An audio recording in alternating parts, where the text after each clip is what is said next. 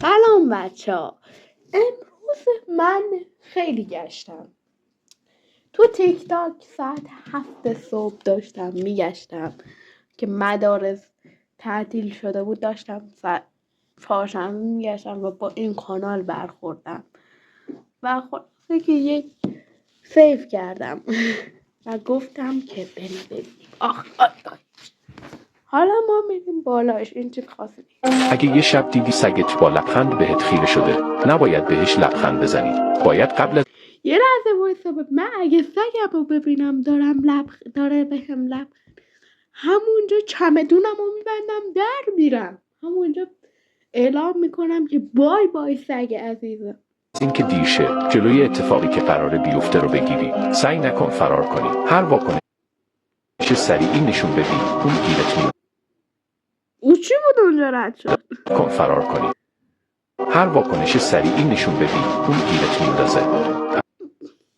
هر واکنش سریع اون گیرت میندازه. خب مثل خیار بهش نگاه کنم. از خون سرد باش و وانمود کن اونو ندیدی. وقتی روی دو پا ایستاد و شروع کرد بهت نزدیک شدن، دیگه نباید اسمشو صدا کنی. آروم بلند شو و ازش فاصله بگیر. اگه صدای پاهاشو پشت سرت شنیدی اصلا برنگرد. آقا من هم چیزی رو پا بیاد آقا همونجا اعلام میکنم سکته رو زدم. کار رو برای اون راحت تر کردم. بعد میگه که آره. بعد خب من این قانونا رو یادم میره وقتی آدم برینه به خودش. مستقیم به اتاق خواب برو و زود در رو قفل کن. مطمئن شو هیچ درزی هم به بیرون راه نداشته باشه. چراغ‌ها رو خاموش کن و داخل کمد قایم شو. از جات تکون کمد ما اینقدر بزرگ نی به خود. ما کمدمون بزرگ. کمدمون یه چیزی من نمیتونم تو کمد قایم شم. استاد ما کمد نداریم. تو کجا قایم میشی؟ خورد و هر اتفاقی افتاد تا طلوع آفتاب صبر کن. اگه صدای در زدن شنیدی توجه نکن. ولی اگه هر طوری وارد اتاق شد و جات رو پیدا کرد زود چشمات رو ببند. اگه وانمود کنی خوابیدی شاید باهات کاری نداشته باشه. شاید اگه یه شب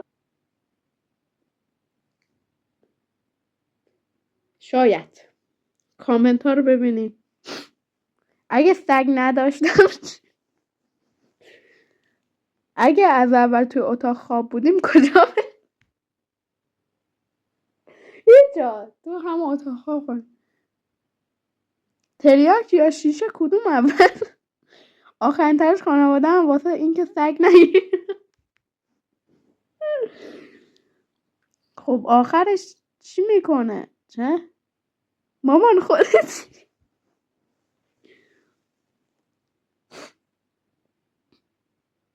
یا خدا من سگ دارم. بخشی اگه سگ داشتی باید بخرم.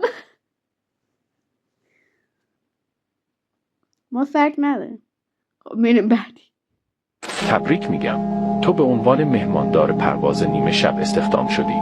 دستمزدت خوبه. ولی اگه میخوای زنده از هواپیما پیاده شی باید این قوانین رو دنبال کنی. من یه همچی چیزایی ببینم همونجا حلیممو پختم.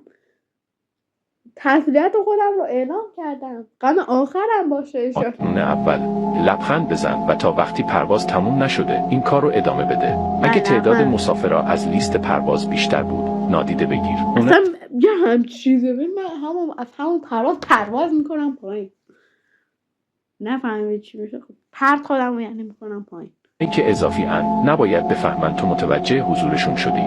قانون دوم اگه چراغ احضار مهماندار از ردیف آخر روشن شد بهش توجه نکن. هیچ مسافری توی لیست روی اون صندلی ها ثبت نشده. فقط دکمه احضار رو خاموش کن و وانمود کن اونو ندیدی. قانون سوم غذاها از قبل روی چرخ دستی هواپیما آماده شده. ممکنه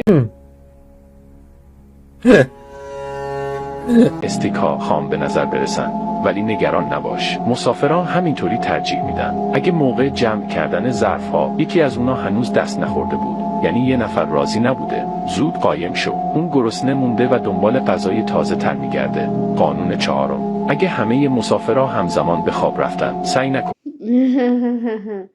من خوابم بیدارشون کنی. یکی از اونا فقط داره وانمود میکنه. زود به سمت کابین خلبان برو و به کاپیتان بگو وقت فرود اضطراریه. ولی یادت باشه زمانت کمه چون باید قبل از اینکه مسافرها دوباره بیدار شن از هواپیما خارج شی. موفق باشی.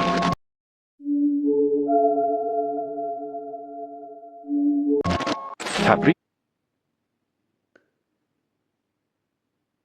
تبریک نمیگم، تسلیت عرض میکنم. حلیم من تو رو خدا بپسین، آش رشته هم کنارش بذارین با هم دیگه بریم سنگ قبر من. بله. آلیس در اثر علت مرگ، نه اسم آلیس علت مرگ مهماندار هواپیما مرد. اگه یه شب داشتی با دوستت صحبت میکردی و دیدی یه غریبه پشت سرش وارد اتاق یه غریبه پشت سرش وارد 100% میگم نگاه پشت سر تو شد، واکنش نشون نده. فقط به مکالمه ادامه بده و وانمود کن قطعا خیلی معلوم، خیلی مکالمه تمیزی واقعا ایجاد شده. نگاه کن اصلا داره لبخند میزنه. دیدیش. اون نباید بفهمه تو متوجه حضورش شدی. اصلا به دوستت چیزی نگو. اصلا وایسا ببینم این اصلا خونه متروکه رفته، یعنی او بهش اشاره نکن. چیزی که تو میبینی رو اون نمیبینه. وقتی شروع کرد برات دست تکون دادن، زود چشماتو ببند و تا 5 بشمر. اون هر کاری میکنه تا توجهت رو جلب کنه. وقتی چشماتو باز کردی و دیدی داره نزدیکتر میشه، آرامشت رو حفظ کن و از دوستت بپرس مطمئنی امشب تنهایی؟ اگه فقط لبخند زد و جوابت رو نداد، یعنی اون دیگه دوستت نیست و نباید بهش اعتماد کنی. اگه ازت پرسید الان کجایی؟ اصلا جوابشو نده. الان کجایی؟ خب تو خونم هم زایه نیست. الان کجا؟ حواست باشه نباید تماس رو قطع کنی. فقط باید به صفحه گوشی خیره بمونی. حتی پلک هم نزن. اگه یه لحظه چقدر باید پلک نزنم؟ چون نمیره؟ استاد ریدین. ازش چشم برداری، اون غیب میشه. وقتی صدای نفسهاشو از پشتت شنیدی، تکون نخور و اصلا به پشت سرت نگاه نکن. تبریک میگم به شما. تسلیت عرض میکنم. این بودا لاکو بردم. این بود من دیدم. با سیوش میکنی فصل نصفش هم میشینی میری. قبلش چرا تلفن رو قطع نکنم؟ راست میگه تلفن راحت قطع تا کی خیره تا 10 صبح بهش خیره بمون. اینقدر با دقت نگاه کردم انگار واسه آب خواه منم دارم گوش. اگه یه شب دوستت اومد دنبالت ولی دیدی قیافش عجیب به نظر میرسه، میگم ببخش کار برم پیش من بای واکنش نشون نده. اون دوستت نیست. فقط لبخند بزن و سوار ماشینش شو. وقتی نشستی آروم کمربندت رو ببند. تو چشماش نگاه نکن. اگه ازت پرسید کجا بری، فقط بگو خودت میدونی. اون از قبل تصمیمشو گرفته که تو رو کجا ببره. اگه بهت آب تعارف کرد اصلا ازش نخور. اگه از اون آب بخوری روی صندلی عقب کنار اون بیدار میشی. اگه ضبط ماشین رو روشن کرد و شروع کرد اصلا با یه همچین لبخندی تا بیای 100% سگم میفهمه که تو رفیقش نیست. رقصیدن فقط براش دست بزن. اون نباید بفهمه تو متوجه خالتوس ما گروگان گرفته شدی. تغییرش شدی. اگه وارد یه قبرستون شد و توقف کرد اصلا پیاده نشو. وقتی از ماشین خارج شد و شروع کرد به کندن زمین، واسه ببینم اگه خب چند ثانیه فرصت داری تا پشت فرمون بشینی و از اونجا فرار کنی. ای رانندگی بلد نباشیم استاد چی؟ استاد ای رانندگی بلد نباشیم خودمون یاد بگیریم.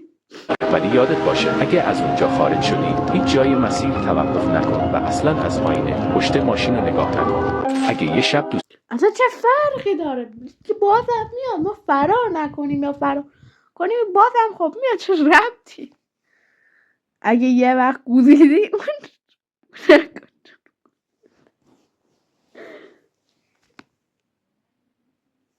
دوستان تو حالت نرمال دوستان تو حالت نرمال هم قیافشون عجیب به نظر میرسه.